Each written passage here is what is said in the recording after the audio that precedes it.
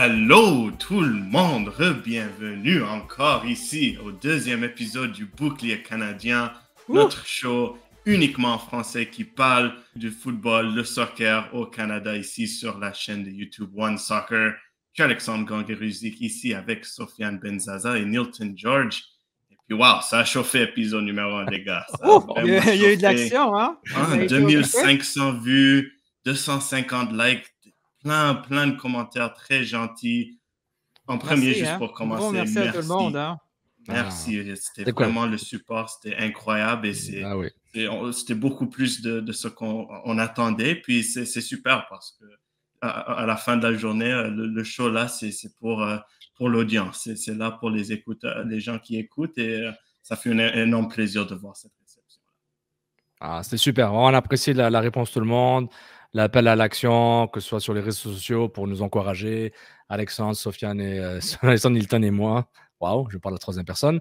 Donc, on est vraiment contents. Je suis tellement B que genre, je parle de moi-même. Non, c'était vraiment cool, c'était vraiment chaleureux, ça fait du bien, ça confirme que le choix de One Soccer en nous et le choix de ce qu'on a fait en termes de contenu. Puis merci encore à Olivier Renard, le CF Montréal. Puis je pense qu'on a du 100% canadien. On avait un bon invité pour commencer le premier show. T'sais, on avait confiance qu'on était capable d'aller chercher une audience. Bon, la journée même de la diffusion, notre confiance a embarqué en stress. Et là, tranquillement, on a vu les gens arriver. On a dit yes! C'est bien. Une chance qu'il y avait Olivier Renard avec nous. Un gros merci à Olivier, un merci au CF Montréal. Puis, on est prêt pour un deuxième show, hein? Je pense qu'il y a de bons celui-là. J'ai un bon feeling, je vous dis. Un bon feeling pour ce deuxième show-là. Hein? Ouais, c'est une grosse semaine. Il y a plein d'histoires intéressantes dans le monde francophone de soccer canadien. Et puis, je pense que c'est un bon point à commencer. On a 2 entrevues superbes aujourd'hui parce qu'on est en mode championnat canadien. Notre championnat canadien est très important. C'est notre FA Cup, comme les gens disent. Ici au Canada, c'est la chance de voir les équipes MLS contre les équipes CPL, les équipes CPL contre les équipes Ligue 1. C'est les upsets, genre, c'est la chance de se démontrer. C'est super comme compétition. Et puis là, vraiment, il y a des histoires intéressantes. Non, mais les histoires Cendrillon, c'est ça qu'on attend. On voit tous la FA Cup, la Copa del Rey, les Coupes de France. On voit les petits clubs être draftés, tirés au sort quand des grands clubs ils font la fête, sont contents de peut-être se faire taper 15-0 ou peut-être faire un upset. C'est ça qui manque, hein, Sofiane? C'est ça qui manque. Le fameux vidéo de tirage. Le tirage au sort, on filme le club. Genre, exactement. Si Saint-Laurent avait filmé son tirage, puis là, ils espèrent recevoir directement un club MLS. C'est ça qui nous manque là, pour la culture foot du pays. Ce fameux petit club-là qui creuse surprise après surprise dans des stades qui ne sont pas prêts à recevoir des clubs professionnels.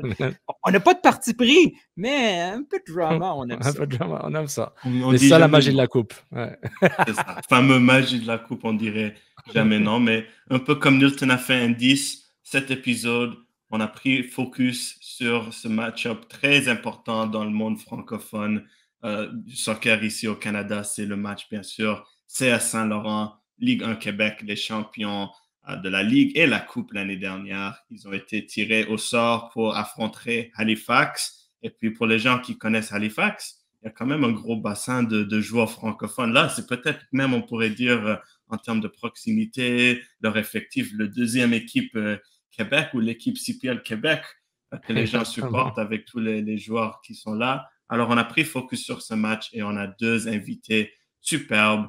On a Loïc Kwemi de CS Saint-Laurent, attaquant. Et puis, on a aussi milieu de terrain Jérémy Gagnon, l'appareil des Wanderers d'Halifax. Alors, de là, on ne va pas tarder. On va commencer et passer à nos entrevues avec ces 2 gens qui étaient super et vraiment hâte de plus les parler avant ce grand match pour la francophonie en foot ici au Canada.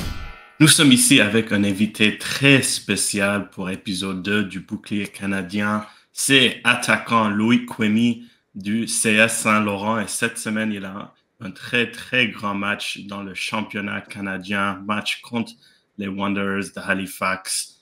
Loïc, merci d'être ici sur le show et puis comment tu as hâte pour cet énorme match ici à Halifax? Merci beaucoup, merci de l'invitation. Je suis très content.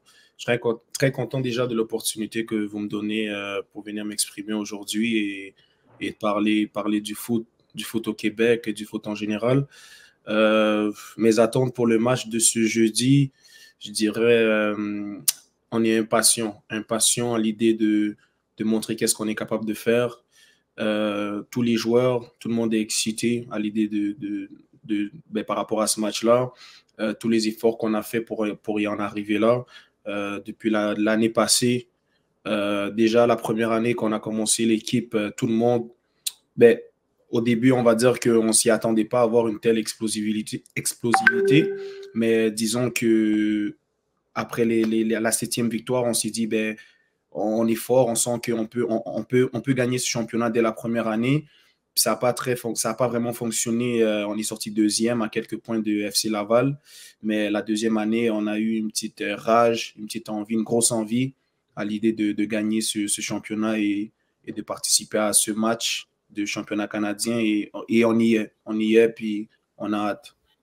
Un peu sur ce point-là, je suis curieux de savoir, c'est un peu quoi, genre, la vibe du vestiaire? Est-ce que c'est plus, genre, excité, genre, un peu reconnaissant de ce moment? Est-ce que c'est vraiment, like, business, point approuvé? Il y a des gens comme toi qui ont un peu touché le niveau pro, qui veulent peut-être retourner. Est-ce que c'est un peu entre les deux, on dirait? C'est un peu quoi ce sentiment-là? Je dirais que c'est vraiment les deux. Les deux. Je pense que les gars, il y en a beaucoup. La plupart, je dirais tout le monde en fait, ils voient ce match-là comme un match qu'on peut pas se laisser marcher dessus. Il y a beaucoup de gars on va dire, qui n'ont pas réussi à atteindre le niveau professionnel. Puis on voit certains clubs, on va dire, pas leur donner de chance. Il n'y a pas de club ici au Québec. Des petits détails comme ça qui font en sorte que moi aussi, tu vois, on veut vraiment montrer qu'il y a du talent au Québec. Puis je pense que tout le monde est excité par rapport à ce match-là. Et je pense que l'envie, tout le monde l'a aussi. Donc, c'est sûr qu'on on va pas se laisser marcher sur les pieds et que je pense et je le souhaite que tout le monde va être à 100% pour jouer son meilleur match. Comment vous allez faire pour éviter que ce match-là devienne une espèce de showcase pour 11 joueurs, puis de garder un collectif intelligent pour aller chercher un résultat? Comment vous allez balancer ça à travers l'équipe? Est-ce que c'est un truc que vous parlez ou pas vraiment? Je pense que l'équipe Saint-Laurent, elle a toujours été une équipe, disons, je ne vais pas dire, tu sais, les coachs, ils nous font beaucoup confiance en tant que joueurs. Je pense que c'est eux qui nous connaissent vraiment le plus. Donc, ils nous laissent beaucoup de liberté offensive. On n'est pas une équipe qui est basée sur forcément, oh, toi, tu te places là tactiquement, vous faites la balle là, en attaque, ça doit faire ça, ça, ça. Donc, je pense que la clé du succès de Saint-Laurent, ça a beaucoup été aussi le fait que chaque joueur individuel, chacun est capable d'amener son petit grain de sel, tu vois. Donc, chacun est capable d'amener sa magie, chacun est capable de faire briller son collègue, chacun est capable d'amener un truc à lui, pas forcément un truc tactique. Puis je pense que ce match-là, ça va être un match où chacun va essayer de sortir son meilleur de soi-même. Puis c'est ça, puis se donner à fond, hein, c'est tout ce que je peux dire. C'est tout ce que je peux dire. Je pense que ça va être la clé. Ça va être vraiment se donner à fond, bien défendre, vraiment donner son maximum. Puis c'est sûr qu'il y aura aussi des gens remplaçants et qui vont être prêts à aller sur le terrain, se donner à 100%, à son maximum.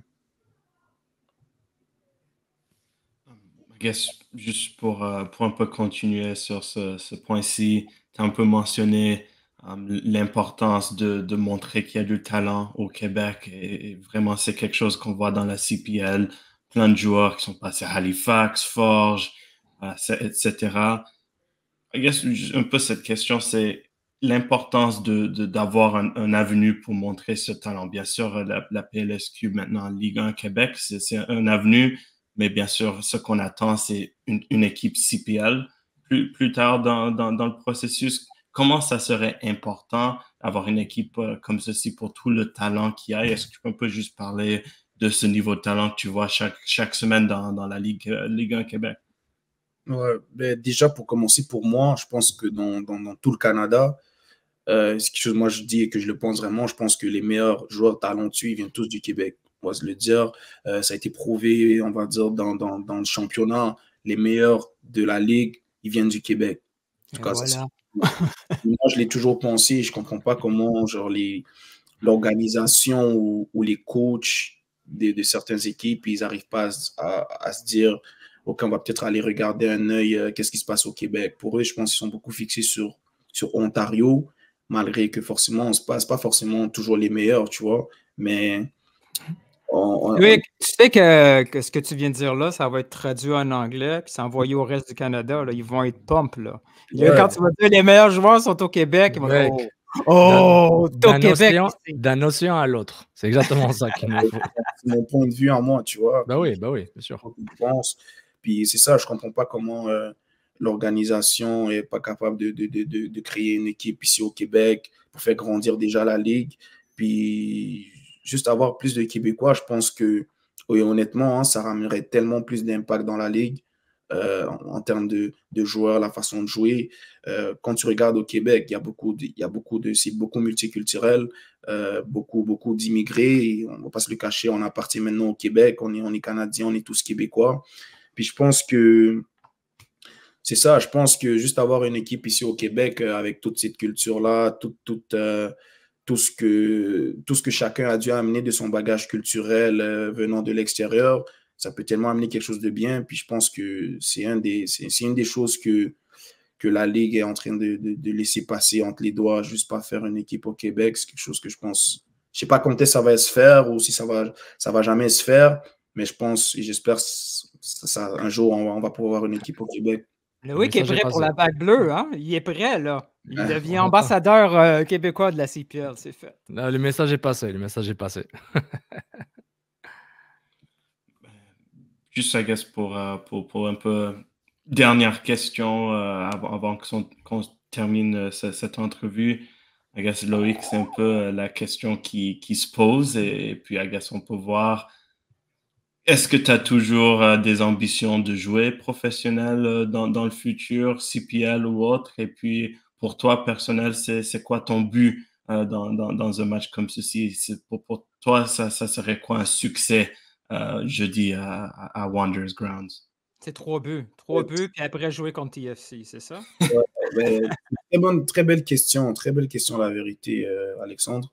Puis honnêtement, c'est une question que je me suis souvent posée et tu sais, moi, j'ai eu un parcours, je sais pas si c'est de la malchance, mais j'ai eu un parcours comme ça, tu vois. J'ai été fait des essais aussi à Calgary. En fait, ils m'ont contacté. Je suis allé là-bas quand j'avais 23. Je pense dès ma première année à Saint-Laurent, un peu avant ça.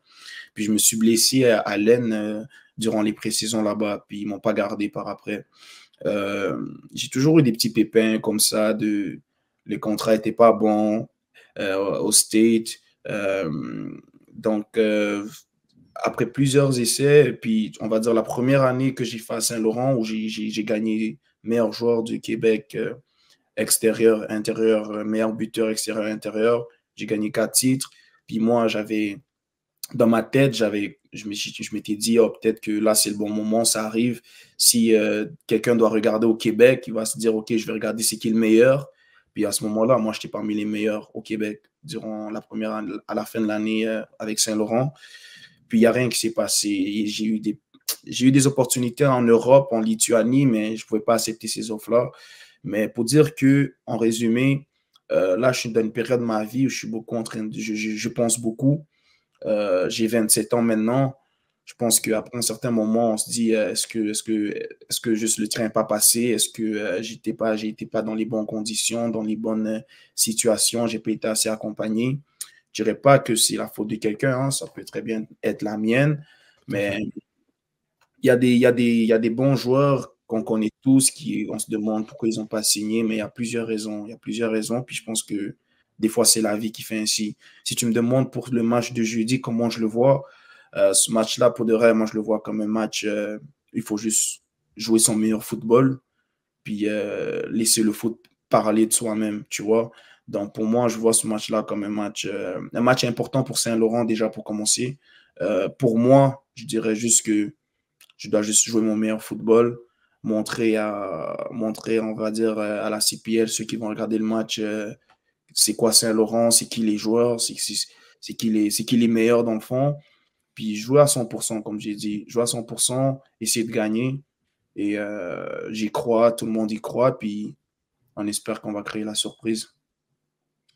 Merci beaucoup, Loïc. C'est très apprécié le temps que tu as pris aujourd'hui. Et puis, bien sûr, jeudi, on n'a pas de parti pris, mais on vous souhaite en tant que club la bonne chance et que vous puissiez faire un très bon match et un match qui représente l'importance de ce championnat. Alors, on vous remercie pour avoir pris Amusez-vous, les gars. Là. Amusez-vous. Ça va faire, c'est une belle expérience. C'est apprécié. Là. Merci. Allez, bon succès. Au revoir. Bye bye, là. Pour continuer cet deuxième épisode du Bouclier canadien, nous avons un deuxième invité spécial, milieu de terrain pour les Wanderers de Halifax, c'est Jérémy Gagnon-Laparé. Et cette semaine, il y a un grand match pour le club, championnat canadien, une compétition très importante dans le spectre canadien, surtout pour tous les clubs qui sont impliqués. Juste pour commencer, comment ça va et comment est-ce que vous avez hâte genre, pour un match comme ça en tant que toi et puis en tant que club? Ouais, ça va bien. Merci de m'accueillir. On a eu, je pense, une bonne pré-saison, puis un bon début de saison avec des résultats manquants, je dirais. Mais on est... je pense que tout le monde reste focus sur le projet d'équipe, le projet de groupe. Puis, comme tu l'as dit, c'est un gros match cette semaine qu'on veut prendre au sérieux contre une bonne équipe de Saint-Laurent. Donc, on se prépare du mieux possible, puis on veut vite retrouver le chemin de la victoire. Salut Jérémy, ça fait drôle de te parler. La dernière fois que je t'ai vu, tu étais un kid de l'académie, puis tu étais l'espoir qui sortait de l'académie. Ça fait du bien de voir un Jérémy en style vétéran. Toi qui es québécois, qui connais la réputation de Saint-Laurent, avec ton club, comme tu as dit, un début de saison, pas tout à fait un début de saison souhaité, comment vous apportez un match de coupe face à une équipe qui cherche un exploit? Est-ce que c'est le genre de match piège pour vous? Est-ce que ça devient un match de seconde importance parce que le focus est sur la saison? Comment que le club aborde cette phase préliminaire de championnat canadien? Bon, on ne se cachera pas qu'en ce moment, on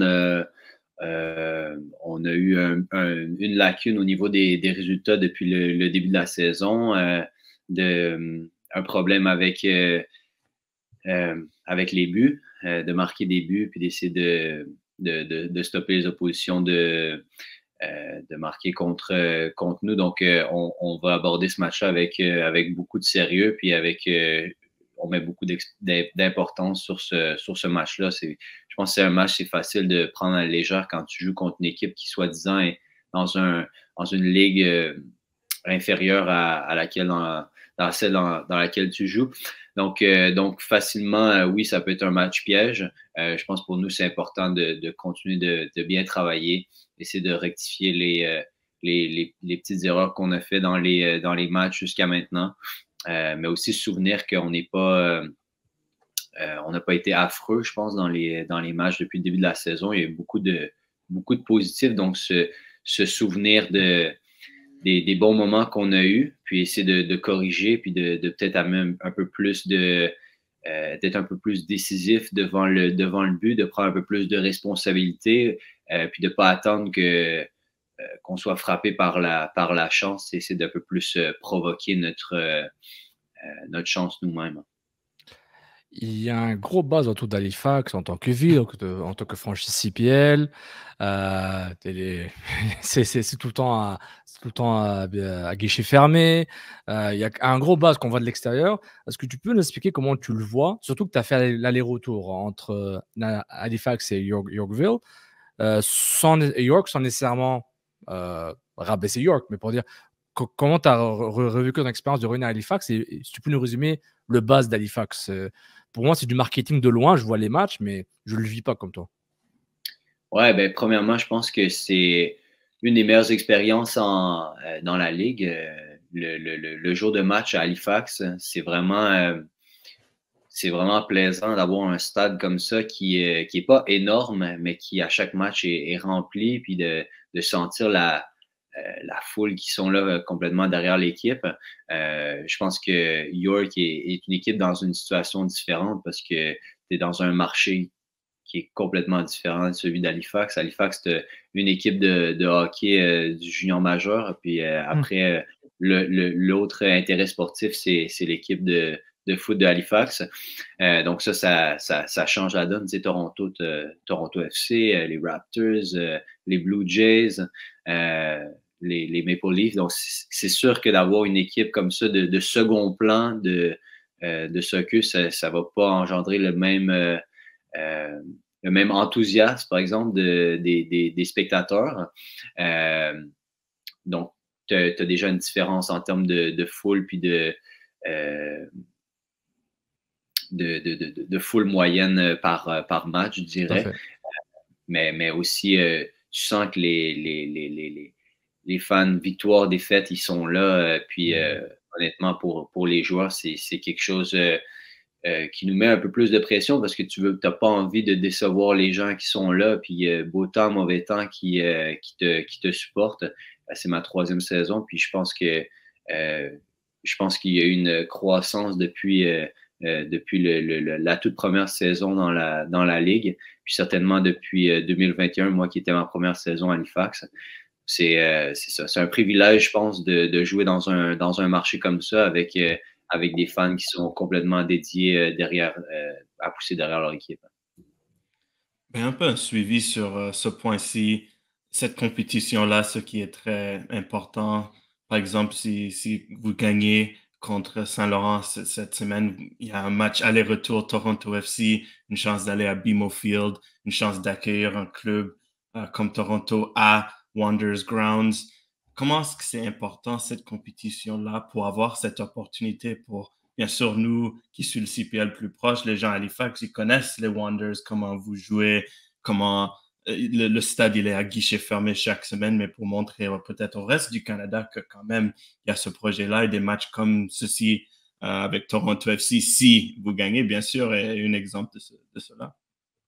Ouais, je pense que la chose la plus importante dans tout ça, c'est de ne pas voir trop loin, de regarder le prochain match puis de dealer avec ce match-là en premier parce que autant on pourrait dire que moi, j'ai été à Halifax une année, on avait joué contre le CF Montréal. Une autre année, on avait joué contre Toronto. Puis les 2 matchs avaient été très, très serrés. Ça s'était joué dans les dernières minutes du match. Je pense que contre Montréal, c'était 1-1. Puis ils ont marqué à la 89e ou la 90e, un truc comme ça. Puis contre Toronto, je pense qu'ils ont marqué, pareil, c'était 1-1. Puis ils ont marqué autour de la 80e minute. Donc, ça montre que les matchs de coupe, il y a tout le temps une petite magie ou quelque chose de différent, mais ça va des deux côtés. Donc, autant pour nous, quand on joue contre une équipe qui est supérieure à nous d'un point de vue de ligue ou de masse salariale, tout ça, il ne faut pas non plus nous prendre pour acquis un club qui vient d'un championnat plus bas que le nôtre. Donc, je pense que la clé pour nous, c'est vraiment de ne pas se projeter trop loin, de regarder le match de jeudi, qui est pour l'instant le match le plus important de notre saison jusqu'à maintenant. Puis après, en fonction du résultat, on jugera la suite à ce moment-là, mais vraiment, je reviens à ce point-là, mais d'accorder tout notre focus à Saint-Laurent pour le match de jeudi. À titre un peu plus personnel, Jérémy, comme je t'ai dit tantôt, 29 ans, tu es un jeune vétéran, tu as plus de 200 matchs pro après être sorti de l'académie puis tu as joué un peu en MLS.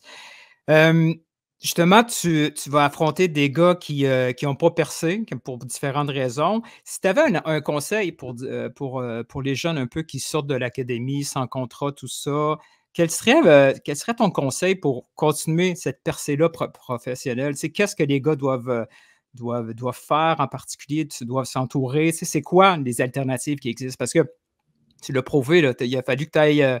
Tu es allé en USL, tu es allé en France, tu as joué pour Vitré, si je me souviens bien. Ouais. Ça serait quoi ton conseil pour ces jeunes joueurs-là? Je pense que ce serait de ne pas se fermer de porte. Tu l'as dit, moi, j'ai passé par plusieurs endroits avant de revenir vers le Canada. Puis, je pense qu'à un certain moment, quand tu sors de l'académie ou que tu as été dans un système pendant quelques années, tu es vite étiqueté. Donc, souvent, les gens qui travaillent dans une organisation professionnelle, ils vont bien connaître tous les joueurs qui sont à l'académie, surtout quand tu arrives dans les catégories plus proches de la première équipe, par exemple U18 ou équipe réserve s'il y en a une. Mais à ce moment-là, souvent, que tu le saches ou non, c'est un peu déjà fait le choix si tu fais partie des joueurs qui ont une chance de faire le saut avec la première équipe. Puis à partir du moment où est-ce que tu n'es pas dans ce bassin de joueurs-là qui est très, très limité, tu sais, on parle de 1, parfois 2, 3 max, hein. Des fois aucun par génération. Donc je pense que si tu t'arrêtes là, ben, les chances sont assez minces d'avoir une carrière dans ce milieu-là. Je pense que les choses ont changé maintenant avec la CPL. Ça donne une autre porte d'entrée au monde pro qui est probablement plus accessible que celle de Vancouver à Toronto, Montréal, qui est directement à MLS. Autant le niveau en CPL, moi, je trouve qu'il a augmenté dans les dernières années. Je pense que le niveau en MLS a fait la même chose. Donc, ça devient de plus en plus difficile pour des jeunes joueurs de faire le saut comme ça à 18 ans avec un bon effectif d'une équipe en MLS. Donc, je pense que le plus important, c'est de ne pas se fermer de porte si jamais c'est un test dans une équipe en troisième division en Italie ou peu importe. Je pense qu'il y a vraiment plusieurs façons de faire sa place dans ce milieu-là. Puis parfois, ça va être un peu plus sinueux comme aventure, un peu moins linéaire qu'on se l'imagine quand on est jeune. Puis malheureusement, je pense travailler avec un bon agent, ça fait aussi partie de la recette. Quelqu'un avec qui... T'as un discours qui ressemble à un agent. Là. Peut-être qu'un jour, c'est toi qui vas conseiller ces jeunes-là. Je sais pas. Tu as loadé les lunettes, donc tu as déjà les lunettes. Tu as déjà le look. Non, c'est pour de vrai, c'est jamais quelque chose qui m'a vraiment intéressé.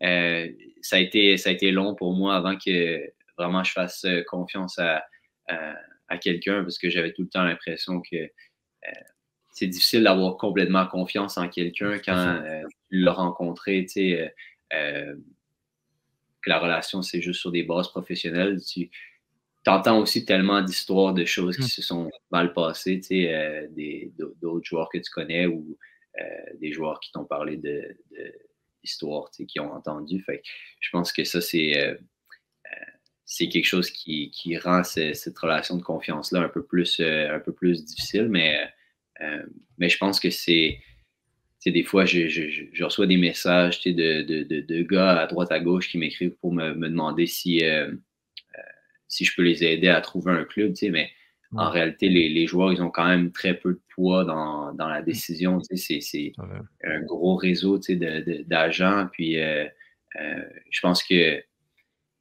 tu es presque obligé, à moins que tu sois un talent hors norme, puis que tout le monde va te voir. Il n'y a pas beaucoup de joueurs qui ont la chance d'avoir cette situation-là. Je pense que tu es obligé de travailler avec quelqu'un qui va représenter le mieux possible tes intérêts. T'sais. J'ai une petite question bonus, Jérémy. Est-ce que tu parlais de développement de Ligue canadienne? Est-ce que dans un univers parallèle, tu prends tes coéquipiers du FC Montréal 2016, USL, tu te dis dans l'univers parallèle, cette équipe-là, c'est une bonne équipe en CPL.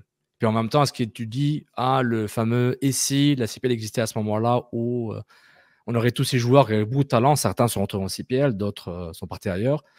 T'as l'impression que cette expérience-là, ce laboratoire de la USL, c'était quelque chose d'important pour toi, évidemment, mais est-ce que tu aurais vu cette équipe, genre, version québécoise, être une bonne équipe CPL? On parle de Mastakacher, Louis Blanc-Goyette.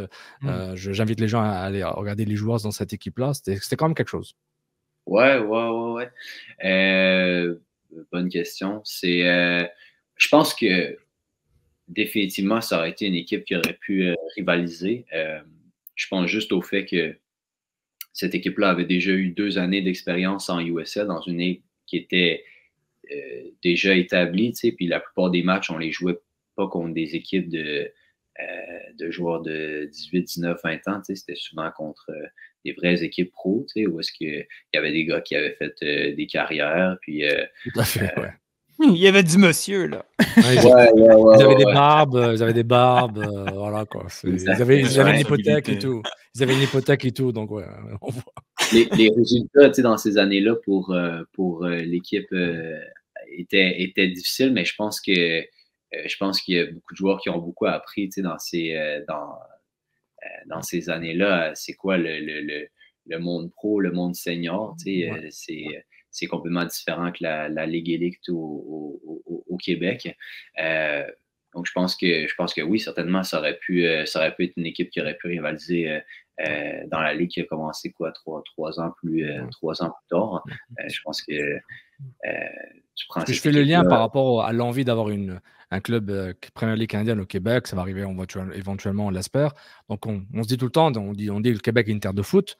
Donc, et je pense que on est tout le temps déçu de voir du talent québécois qui n'a pas la chance, parce que c'est une question, on parle de chiffres, c'est tout le temps le 1% du 1% qui monte. Et qu'il faut le réseau aussi, là, tu veux pas, il y a des gars qui passent pas parce que le réseau n'est pas là, puis que s'ils n'ont pas l'opportunité, exact, là. Ouais, mais là-dessus, je suis 100% avec toi et je pense que c'est fou que... Puis après, je comprends qu'il y a des raisons autres que juste la proportion de joueurs dans chaque province, mais d'avoir trois équipes en Ontario puis qu'il n'y en a aucune au Québec, je peux pas penser que c'est logique, tu sais. Fait que, ouais, non, je suis... On envoie des ondes positives. On aura des ondes positives pour ça. Il y a un chèque. Il faut un chèque. Bienvenue au bouclier canadien. C'est le foot canadien, mais en français. Donc, c'est ça qu'on fait. Juste sur ce point-là pour terminer, juste l'importance d'un match comme ceci. Jérémy, on blague un peu des fois que Halifax, c'est vraiment une équipe, l'équipe même francophone de la CPL. Il y a quand même un grand groupe de francophones, presque une douzaine. Puis jeudi, vous allez jouer contre une équipe québécoise, Ligue 1 Québec. Comment c'est important un spectacle comme ceci pour montrer que il y a du talent francophone québécois qui joue et de l'importance de donner des plateformes professionnelles pour se démontrer? Ouais, mais les équipes dans le passé, je pense qu'il y a une année, nous, on avait joué contre Blainville. Puis, c'est des matchs qui sont... c'est aller-retour Blainville, en plus. Hein? Je pense que cette année-là, c'était juste un match. Par exemple, Zach Fernandez jouait dans cette équipe-là à ce moment-là. Puis, c'est ça. Il y a des joueurs qui vont sortir de ces matchs-là, qui ont une plateforme pour s'exprimer, qui vont être vus par probablement plusieurs coachs de la Ligue, de la SPL. Donc, c'est indéniable, il y a du talent dans ces équipes-là. Tu as des joueurs qui jouent en équipe nationale de futsal, par exemple. Je pense que ces matchs-là, eux, ils vont les aborder comme une vraie finale de Coupe du Monde parce qu'ils savent que c'est leur chance de se prouver. Puis ils vont jouer en se disant, hey, moi, j'ai ma place ici, je pourrais jouer à ce niveau-là. Donc, je pense que ça renforce encore l'idée de nous, de notre côté, de faire attention à ne pas prendre ce match-là à la légère parce que les autres, ils vont arriver et ils vont être à bloc à 100%. Puis ils n'auront pas juste de l'énergie, ils vont aussi avoir de la qualité. Donc, des deux côtés, je pense que ce match-là est très, très, très, très important. Ouais. Jérémy, merci beaucoup d'avoir pris le temps aujourd'hui. C'est un plaisir que tu as pu passer sur ce deuxième épisode du Bouclier canadien. Et puis, on te souhaite bonne chance ce jeudi et pour la suite avec la saison. Merci beaucoup. Merci de m'avoir accueilli. Puis, meilleure des chances avec la nouvelle émission. J'espère pouvoir revenir. Très gentil, Jérémy. On se rappelle en juin, juillet. C'est noté. Ça marche. François, Merci les gars. Merci. Bonne soirée. Ouais, bonne soirée. Merci beaucoup. C'était super. Merci beaucoup encore à Loïc et Jérémy pour le temps qu'ils ont pris. Et puis, wow, vraiment, ça fait hâte pour ce match-là. Et juste pour commencer, Nilton, qu'est-ce que tu as un peu pris de ce qu'ils nous ont dit, Loïc et Jérémy? Mais Loïc Kouemi, ça faisait longtemps Sofiane et moi, on voulait lui parler. Là. C'est vraiment une mini-légende du football de rue un peu. C'est le genre de gars qu'on se demande, tout le monde parle de Kouemi au Québec. Là. Comment ça se fait que ce gars-là n'a jamais percé? On a entendu beaucoup de son histoire. Le club aussi, le club Saint-Laurent aussi, c'est un club un peu mythique dans le semi-pro. C'est le plus professionnel peut-être des semi-pros. C'était intéressant de voir comment ce club-là se prépare en vue du match contre Halifax. Puis Halifax, de leur côté, il y a beaucoup de liens francophones. On l'a vu, le Jérémy Gagnon-Laparé, ça revient aux premières années. Hein? Toi, Sofiane, tu as même commenté les matchs du FC Montréal où il y avait quoi là? Parce qu'avant, Jérémy, c'était le fils d'André. Au début, c'était le fils de l'ancien joueur de Mané qui était Supra. Donc, après, il est devenu Jérémy Gagnon-Laparé. Mais tu vois comment il est rendu un gars sage, là, tu sais. Nous, au Québec, on forme des gars très sages. Tout le monde a l'air plus vieux que son âge. Tout le monde, c'est incroyable. Le gars, moi, je suis prêt à lui donner des diplômes d'entraîneur, des licences d'agent. Il a l'air tellement posé. C'est intéressant de le voir quelques années plus tard, Jérémy. Mais je pense que vous avez aimé les entrevues en tant que nous quand on les a faites, qu'on vient de faire. Puis honnêtement, on voit la différence là, des joueurs à différents moments de leur carrière. Loïc, très proche de là, Jérémy, parce que son développement est venu beaucoup plus tard. Mais on voit la différence. Vous voyez la différence entre un semi-professionnel, c'est-à-dire qu'ils ne s'entraînent pas à temps plein. Je sais beaucoup de ces joueurs-là travaillent à temps plein. Ils travaillent, alors que des joueurs d'Halifax, ils sont payés. Pour jouer et s'entraîner. Une réalité différente, mais des économies variables, mais c'est un peu la magie de la coupe. Mais il y a un thème qui revient souvent avec les footballeurs québécois. Et ils sont tellement sûrs qu'au Québec, c'est là que ça se passe, que le Québec, c'est les meilleurs. Il n'y a pas d'équipe encore, mais ils sont tellement convaincus que les joueurs québécois, c'est ce qu'il y a de mieux au pays. Une fois que ça va être traduit ça en anglais, j'ai hâte de voir la réaction. Alexandre, il va falloir que tu racontes ça à tes amis. Là. Aussi au Québec, on a l'impression qu'on est au-dessus du lot. Il va falloir expliquer ça. Là. Ça fait du bien. C'est ce qui est intéressant aussi. On voit surtout, il n'y a pas question de talent. Tu vois ça avec des joueurs comme les Ismaël Koné qui commencent à percer vraiment.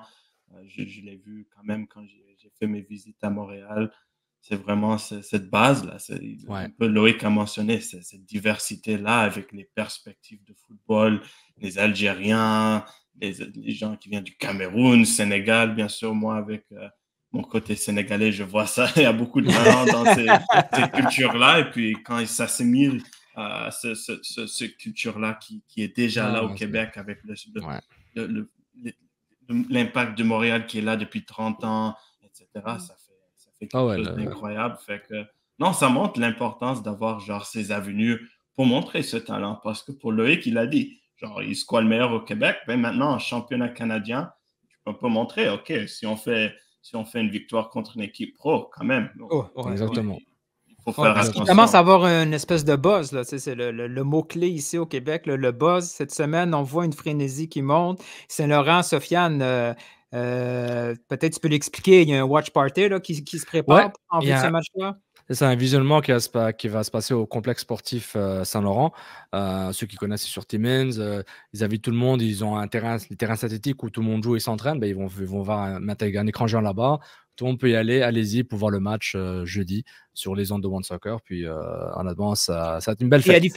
Puis Halifax est au courant là, que c'est un méga challenge. Ils arrivent dans un moment de la saison où ça ne va pas super bien avec une équipe super motivée. Le fait qu'il y a beaucoup de francophones dans cette équipe-là, au moins, eux, c'est pas un effet de surprise. Là. Ils voient arriver Saint-Laurent, ils comprennent leur situation. Il va falloir mentalement qu'ils soient prêts. Et c'est un match sans lendemain. Donc, la pression est sur qui? L'équipe qui a rien à perdre ou l'équipe qui a tout à perdre, plus ou moins, et qui essaie de peut-être arriver en demi-finale du championnat canadien, quelque chose qu'Halifax n'a pas encore fait. Donc, moi, je pense qu'il y a une certaine pression. Encore une fois, on revient à ce qu'a dit Alexandre au début, la magie de la coupe. Et c'est ça aussi. C'est ça. Puis honnêtement, j'ai hâte que la Coupe du championnat canadien double de clubs. Là. Comme ça, il y en a encore plus de dramaturgie. Ça aussi, c'est un point que j'ai toujours été un peu intrigué, puis ils l'ont un peu corrigé avec l'arrivée d'un club semi-pro Ontario, un autre québécois. Dans l'Ouest, le club s'est désisté. Ça serait quand même intéressant, peut-être pour la culture foot de tout le pays, d'avoir ces clubs, les rondes préliminaires, que tout le monde y participe, comme ça que les clubs de la CPL et MLS arrivent un peu plus tard, pour pas que le championnat canadien soit concentré sur uniquement quelques semaines, puis après, au milieu de l'été, c'est terminé. Ça serait tellement mieux d'avoir un championnat canadien qui dure un peu plus longtemps, quitte à finir proche du mois de novembre, avec les arrivées des clubs pro un peu plus loin, parce que déjà, donner cette opportunité à tous ces joueurs semi-professionnels de se faire voir un peu, ça serait gagnant pour tout le foot canadien. 100%, et je pense que c'est l'importance de grandir ce bassin-là, et puis je pense qu'il y a quand même quelque chose qui m'encourage, le fait que Ligue 1, ça commence à expandre, à grandir. Bien sûr, en Alberta, ils ont eu le lancement de Ligue 1 à Alberta. C'est à sa deuxième saison, j'imagine que si ça continue à grandir, ils vont bientôt envoyer une équipe dans le championnat canadien, ce qui va le rendre vers, je pense, à 14 équipes ou 15 équipes, et à Ligue 1 Atlantique qui commence cet été aussi, ce qui va aussi continuer à grandir la compétition. Et c'est ça ce qui est vraiment important. Je pense que ça serait bien de voir le championnat un peu grandir. Et c'est un peu... Avant qu'on commence à parler des matchs plus spécifiques dans ce tournoi-là, l'édition 2024, I guess un peu juste, il faut le mentionner, les gars, bien sûr, aux États-Unis, on voit l'opposé. À ce moment-ci, là, on voit moins de valeur dans la coupe. Pour eux, en MLS, ils voient ça un peu comme un problème, un peu un obstacle. C'est juste là, on joue la coupe. Mais comme on sait, comme on le voit avec des histoires, surtout avec cette histoire Saint-Laurent, la coupe veut dire beaucoup. Exactement. On le voit en Europe aussi, il y a une raison pourquoi ils continuent à mettre priori ces coupes-là, comme la Coupe de France. Plus que 1000 équipes se sont impliquées. C'est incroyable la taille de ce tournoi. Juste pour commencer, je vais lancer ça à toi, Sofiane. Comment c'est important de voir que le championnat canadien, cette année, a resté de la même taille, a même ajouté plus de matchs avec cette vue-là de peut-être continuer à devenir plus grand et l'importance de garder et de mettre de la valeur dans des coupes comme ça. Comment est-ce que c'est important? L'importance de garder, c'est de continuer la tradition. Le championnat canadien n'est pas jeune, mais doit continuer à évoluer. Puis, il faut qu'il y ait une tradition, quelque chose sur laquelle nous, nos enfants, nos petits-enfants, etc., peuvent continuer à apprécier ce championnat mythique. Parce qu'on a parlé de FA Cup. Manchester United, ils étaient un peu sous la loupe alors qu'ils avaient ils ont failli se faire éliminer par Coventry City. Donc, on voit que c'est important même pour un club comme Manchester United. Alors, pourquoi au Canada, on ne peut pas faire la même chose? On le fait déjà, puis il faut continuer. C'est les traditions. On n'a pas du US Open Cup, la MLS, c'est un peu les snobs. C'est leur problème. Tant pis pour eux, tant mieux pour eux. Oui, mais à la MLS, eux autres, il y a eu un problème aussi de congestion de calendrier. Ils ont ajouté la Leagues Cup, c'est devenu un problème. Au Canada, c'est moins le cas, je veux dire. Non, mais exactement, mais tu t'enlèves la tradition par rapport à du commercial, ce qui est normal. Ça, c'est bravo US, les États-Unis, c'est vos choix, c'est votre choix.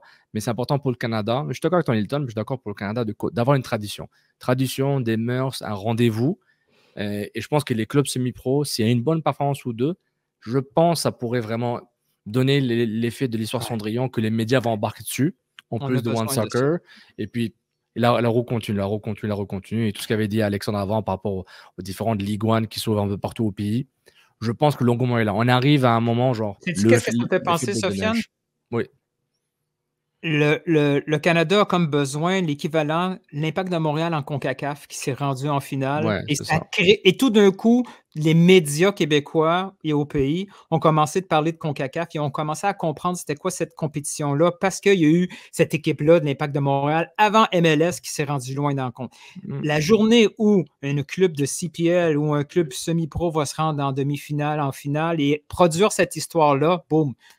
L'histoire de cette compétition-là va complètement changer. On a besoin de cette espèce de déclencheur pour créer quelque chose de vraiment intéressant parce que les histoires de coupe, on en parlait, Alexandre, justement, pour l'émission. La valeur du trophée pour chaque club dépend du club. Parce que pour les clubs MLS, c'est trouvé par défaut, entre guillemets, c'est c'est bien dans l'armoirie, c'est joli, mais c'est pour aller en CONCACAF Champions Cup et dire aux autres clubs, dire à Vancouver et à Montréal, à Toronto, dépendant qui gagne, bah, c'est moi le plus fort. Canadien et MLS en même temps en général.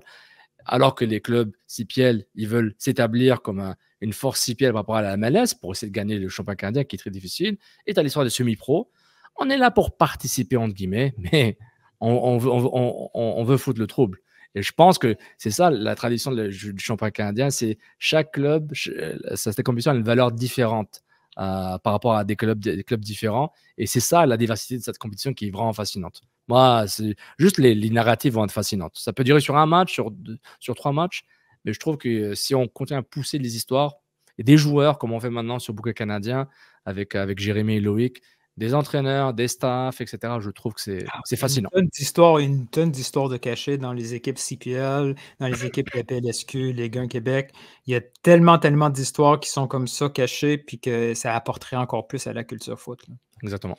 Et on ne peut pas du tout mettre genre un chiffre sur l'importance de ces écosystèmes-là. Genre, la valeur des équipes semi-pro, ça ne peut pas s'expliquer comment c'est important à notre système d'avoir ces opportunités-là. Surtout, j'ai vraiment hâte à voir la prochaine génération parce que on le voit avec des joueurs comme Loïc et Jérémy qui n'avaient pas vraiment cet écosystème-là avant. C'est difficile de percer dans le monde pro et d'avoir ces écosystèmes-là où à 15, 16, 17, 18 ans, tu peux commencer à goûter semi-pro, puis d'aller sauter des niveaux. C'est comme on voit dans d'autres pays, mais ici au Canada, c'était un peu genre, si tu rentres en MLS ou c'est rien. Et puis on a besoin de notre Jimmy Vardy, c'est ça? Ouais, c'est ça. Ben, ça serait magnifique. C'est magnifique. Mais reste sur ce point-là pour un peu continuer, bien sûr, l'épisode championnat canadien. À ce moment-là, on est à une pause intéressante. On est entre les matchs préliminaires. La semaine dernière, le Toronto FC, ils ont accueilli Simcoe County Rovers. Ils ont fini par gagner 5-0. L'équipe MLS contre l'équipe de Ligue 1 Ontario. Cependant, Vancouver FC, ils ont fait la visite à Cavalry, match-up CPL, et ça finit par Cavalry qui ont gagné. Ils vont jouer les Whitecaps au prochain tour. Cette semaine, on a 4 matchs de préliminaire pour finir cette ronde-là. Bien sûr, on a le Saint-Laurent contre Halifax, très grand match. Il y a York contre Forge, un match-up CPL entre 2 rivaux. Autrement, on a Valor contre Ottawa, un autre match CPL, et puis dernièrement, un match Ligue 1 contre CPL qui est très intéressant, mon opinion. C'est le match que je vais visiter cette semaine. C'est TSS Rovers qui font visite à Pacifique. I guess juste pour commencer, utilisant les matchs de la semaine dernière et les matchs cette semaine, qu'est-ce qui un peu t'a pris l'œil de cette ronde préliminaire? Est-ce que c'est peut-être le spectacle de Toronto FC et les commentaires après, ou est-ce qu'il y a des matchs cette semaine Moi, je pense que John Herman a pris le contrôle de l'histoire médiatique là, pendant 24 heures après le match. Là. Je ne sais pas ce qu'il avait à dire. C'est pas nécessaire. Hein? Je ne sais pas. Une fois que le match est terminé, je ne sais pas à quoi ça sert de dire que son objectif, c'est de battre le record, le nombre de buts. Déjà, ici au Québec, Erdman, spoiler, Alexandre, il n'est pas super aimé. Ah, j'ai vu cette impression-là sur les médias sociaux. Déjà, il n'était pas aimé. On a un scoop pour toi. J'ai un scoop pour toi. Il n'était pas aimé. Maintenant, une phrase comme ça, s'il avait fait ça, cette phrase-là, en jouant une équipe de la Ligue 1 Québec, oh boy. Oh, ouais, oh boy. Oh boy. Ça aurait été bien pour la tradition. Avant de commencer, juste pour qu'on sache, les gens qui sont peut-être moins familiers avec la situation, Toronto, comme on a dit, ils ont battu 5-0. C'était un match intéressant. Simcoe, ils ont eu des moments plus tôt. Et puis, la qualité de Toronto, bien sûr, ça s'est montré. C'est une équipe MLS. Ils ont des salaires MLS. Le physique, etc. Ils ont montré leur qualité. Mais après le match, John Herman a un peu fait chauffer, on va dire, Twitter et Instagram avec ses commentaires parce qu'il a dit qu'ils ne sont pas satisfaits du résultat. Ils pensaient que quand même, 5-0, ils avaient le but de battre le record de club pour but dans un match. Ce que je pense, c'est 7. Et puis, genre, c'est un peu chauffé parce que je ne suis pas surpris que Herdman a dit ça parce que c'est quand même, c'est côté mentalité, c'est vraiment la spécialité d'Herdman. Il avait mentionné ça à l'équipe canadienne masculin en 2021 quand ils ont joué les Cayman Islands, les îles des Caïmans. Il a mentionné, on veut battre le record. Ils l'ont fait, ils ont fait un succès et je comprends pourquoi il le fait, mais quand même. Mais ça a failli marcher contre la Croatie. La Croatie en Coupe du Monde, ça a failli marcher. Il était pas loin. Mais oui, c'est vrai, hein? La même technique avec des équipes différentes, c'est pas toujours le même résultat. Au moins, il est constant. Mais... C'est ça ma question. Est-ce qu'il avait tort de dire ceci? Parce que quand même, je comprends de sa perspective que c'est une équipe pro, c'est une équipe qui veut dominer Toronto. Quand John Herdman a fini son temps là-bas, il veut regarder, voir une équipe qui a gagné des trophées, qui a dominé, etc. Ouais. Quand même, je comprends la mentalité, mais est-ce qu'il avait tort de peut-être dire ça public? Parce que ça, c'était un peu... Moi, je suis déchiré entre la tradition d'avoir les quotes, là, quand il y a des paroles qui se disent ça fait partie de la tradition d'une compétition, du Coupe du Monde, d'un championnat. Mais je trouve qu'il était un peu méchant quand même. Parce que j'ai ma théorie du complot, quand je l'ai vu après le match serrer la main au coach Pardon, quand je l'ai vu serrer les mains au coach de Simcoe, il avait l'air un peu fâché. Je ne sais pas si justement, là, il avait l'air un petit peu... Il n'était pas content. Après, je vois le coach sur Twitter, je dis, mais ok, j'ai pas trop compris. Et il avait pas content, puis c'est comme s'il voulait vraiment avoir son 7-8-0. Se faire du capital de leadership aux dépens d'une équipe semi-pro, c'est petit un peu, non?